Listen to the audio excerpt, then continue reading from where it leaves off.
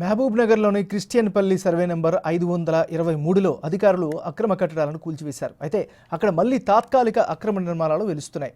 బోయపల్లి, ఏనుకొండ ప్రాంతాల్లో అక్రమ కట్టడాలు వెలుస్తున్నాయి. దీంతో త్వరలోనే అన్ని ప్రభుత్వ భూములకు హద్దులు ఏర్పాటు చేస్తామంటున్న ఎంఆర్ఓ ఝాన్సీరామ్తో మా ప్రతినిధి Shankar Goud face to face. Mahbub Nagar మున్సిపాలిటీలో సర్వే నెంబర్ 523లో ఈరోజు తెల్లవారుజామున మున్సిపల్ శాఖ అధికారులు, పోలీస్ శాఖ, అదేవిధంగా రెవెన్యూ శాఖ ఆధ్వర్యంలో కూడా అక్రమ కట్టడాలను పూర్తిస్థాయిలో కూల్చివేసినటువంటి పరిస్థితి కనిపిస్తుంది.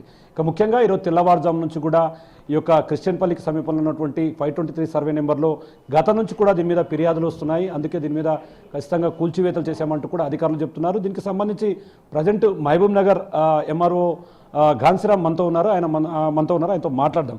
సార్ చెప్పండి సార్, అంటే ప్రధానంగా ఈ కూల్చివేతలు అనేది దేన్ని బేస్ చేసుకొని చేశారు? ఈ కూల్చివేతలు ఎప్పుడు స్టార్ట్ చేశారు? ప్రజెంట్ సిచ్యువేషన్ ఏంటి అక్కడ? ఇప్పుడు మేము ఈ దాదాపుగా 1 మంత్ నుంచి నాకు కాంప్లైంట్స్ రావడం జరిగిందండి. నేను అసెంబ్లీ ఎలక్షన్లో ఇక్కడ జాయిన్ కావడం జరిగింది. అసెంబ్లీ ఎలక్షన్ అప్పటి నుంచి కొద్దిగా ఫోన్ కాల్స్ రావడం, ఇక ప్రభుత్వ భూమి ఆక్రమణకు గురవుతుంది, మీరు చర్యలు తీసుకోవాలని కాంప్లైంట్స్ రావడం వల్ల, కొన్ని రిటర్న్ కాంప్లైంట్స్ కూడా రావడం వల్ల మా టీం అంతా రెవెన్యూ స్టాఫ్ టోటల్గా అక్కడ ఏం జరుగుతుంది అనేది ఫీల్డ్ మీద నేను కూడా 2 సార్లు తిరగడం జరిగింది. అయితే అక్కడ మేము అబ్జర్వ్ చేసింది ఏంటంటే తాత్కాలిక కట్టడాలు చేసేసి జస్ట్ సింపుల్గా షెడ్స్ చేసేసి దానంతా ఆక్యుపై చేసేసి ఉన్న హౌజెస్ ఏదైతే ఉందో దాంట్లో 70 హౌజెస్ దాకా మనం గుర్తించడం జరిగింది. వాటిని తీసేయడానికి మేము ప్లాన్ చేయడం జరిగింది. దానికి పోలీస్ సహకారం కావాలి కాబట్టి పోలీస్ డిపార్ట్మెంట్తో కోఆర్డినేషన్ తీసుకొని, అలాగే మున్సిపాలిటీ డిపార్ట్మెంట్ కోఆర్డినేషన్ తీసుకొని నిన్న ఎర్లీ మార్నింగ్ 4 o'clock ఈ ప్రాసెస్ స్టార్ట్ చేయడం జరిగింది. దాంట్లో భాగంగా దాదాపు 70 హౌజెస్ దాకా, అంటే 70 కట్టడాలు టెంపరీ స్ట్రక్చర్స్ని మాత్రం తొలగించడం జరిగింది. అంటే మేజర్గా ఆ సర్వే నెంబర్కు సంబంధించి ఎన్ని అక్రమ కట్టడాలను గుర్తించారు? మేజర్గా వాళ్ళకేమో పట్టాలు ఉన్నాయని ఒకవైపు నుంచి అంటున్నారు అని వాళ్ళు కూడా అంటున్నటువంటి పరిస్థితి కనిపిస్తుంది. దీని మీద మీరు ఇచ్చే క్లారిటీ ఏంటి? మేము ఇప్పుడు ఏదైతే మేము డిమాలిషన్ చేశామో వాళ్ళ ఎవరి దగ్గర కూడా పట్టా సర్టిఫికేట్ లేదు. అది టెంపరీగా అనేది క్లియర్ కట్గా ఎవరు చూసినా కూడా జస్ట్ టెంపరీగా తయారు చేసుకునే ఎంకరేజ్మెంట్ అయిందనేది క్లియర్ కనిపించింది. కాబట్టి వాటిని మాత్రమే ఎవరైతే నివాసం లేరు, టెంపరీగా స్ట్రక్చర్ అక్కడ కనిపిస్తుందో వాటిని మాత్రం తీసేయడం జరిగింది. ఇప్పుడు నివాసం ఉన్న దాంట్లో కూడా కొన్ని బోగస్ ఉన్నాయని కూడా మాకు సమాచారం ఉంది. వాటిని కూడా వెరిఫై చేసి నెక్స్ట్ ఆ బోగస్ అని తేలిన తర్వాత వాళ్ళకు కూడా ఇలాంటి చర్యలు తీసుకుంటామని చెప్పి తెలియజేస్తాం. అంటే ఒక 523 కాకుండా ఇంకా ఎక్కడైనా పట్టణంలో ఇంకా ఎటువంటి వాటి మీద మీకు ఫిర్యాదులు అందుతున్నాయా? ఆ ఫిర్యాదులపై మీరు తీసుకోబోయే యాక్షన్ ఏ విధంగా ఉండబోతుంది?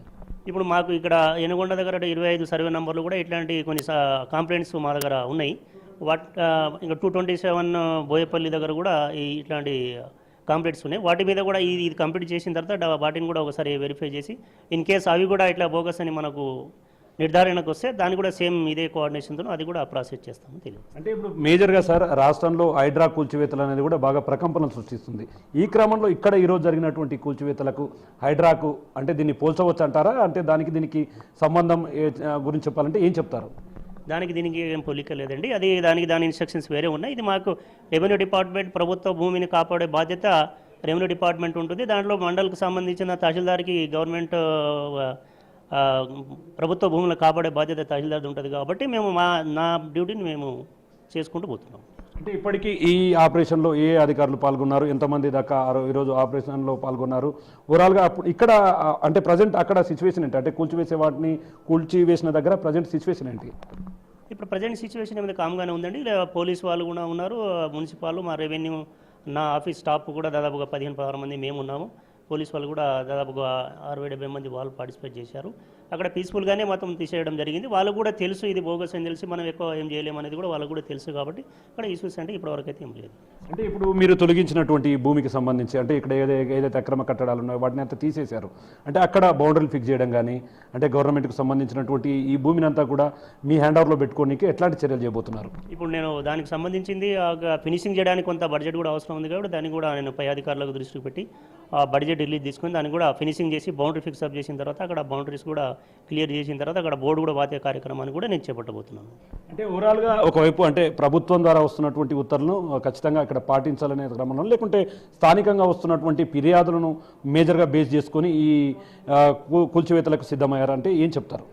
ప్రజల నుంచి వచ్చినటువంటి కంప్లైంట్స్ ప్రజలే మాకు వేడుకుంటున్నారు దీన్ని కాపాడండి అని చెప్తున్నారు కాబట్టి మా బాధ్యత కూడా గవర్నమెంట్ భూమిని కాపాడే బాధ్యత మాదే కాబట్టి దాని గురించి చర్యలు తీసుకోవడం జరిగింది. అంటే చాలా మటుకు ఏమనుకుంటారు అంటే ఇదేదో ప్రభుత్వం నుంచి వచ్చినటువంటి ఆదేశాలు, ఆ ఆదేశాలను ఇక్కడ ఇంప్లిమెంట్ చేశారు, పేదలకు ఇబ్బందులు అవుతున్నాయనే ఆరోపణలు కూడా, దాని మీద ఏం చెప్తారు?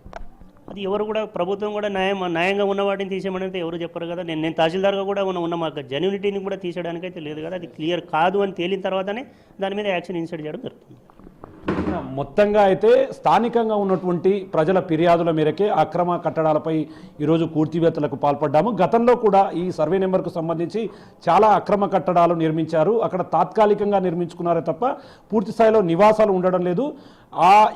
ఎక్కడైతే ఆ అక్రమంగా కట్టడాలు నిర్మించారో వాటిని దాదాపు 70 పైచులకు పైగా కూడా నీలమట్టం చేశామని, మిగతా ఉన్న వాటిలో కూడా చాలా మటుకు బోగస్ ఉన్నాయని క్షేత్రస్థాయిలో పరిశీలన చేసిన తర్వాత వాటిలో నిజమైన పట్టాదారులు ఎవరు, దాంట్లో ఉన్నటువంటి బోగస్ విషయాలంటి కూడా బయట పెడతామని చెప్తున్నారు.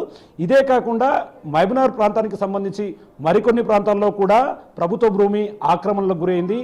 ఆక్రమణను త్వరలోనే ఖచ్చితంగా బయటపెట్టి అక్కడ ఎవరైతే అక్రమంగా నిర్మించుకున్నటువంటి నిర్మాణాలను పడగొట్టి అక్కడ గవర్నమెంట్కు సంబంధించి ఏదైతే ప్రభుత్వ భూమికి సంబంధించినటువంటి హద్దులను ఏర్పాటు చేస్తామో దీంట్లో ప్రభుత్వం ఒత్తిడి పక్కన పెడితే ప్రభుత్వంకు సంబంధించినటువంటి ఆదేశాల కన్నా స్థానికంగా ఉన్నటువంటి ఫిర్యాదుదారులు రెగ్యులర్గా దీన్ని ఖచ్చితంగా ఈ ఆక్రమణ తొలగించాలని చెప్పి మాకు పూర్తి స్థాయిలో ఒత్తిళ్లు తేవడం, ఖచ్చితంగా అది ప్రభుత్వ భూమి కావడం వల్ల దాన్ని పూర్తి స్థాయిలో మేము హ్యాండ్ ఓవర్ చేసుకోవడం జరిగిందని చెప్పి కూడా స్థానికంగా ఉన్నటువంటి ఎంఆర్ఓ గాంధీరామ్ చెప్తున్నటువంటి పరిస్థితి ఇక్కడ కనిపిస్తుంది. ఇది ఓవరాల్గా ఈరోజు ఉదయం మహబూబ్నగర్ ప్రాంతంలో జరిగినటువంటి అక్రమ కట్టడాల కూల్చివేతకు సంబంధించినటువంటి update. Camera person Nageshwar, Shankar Goud, big TV, Mahbubnagar నుండి.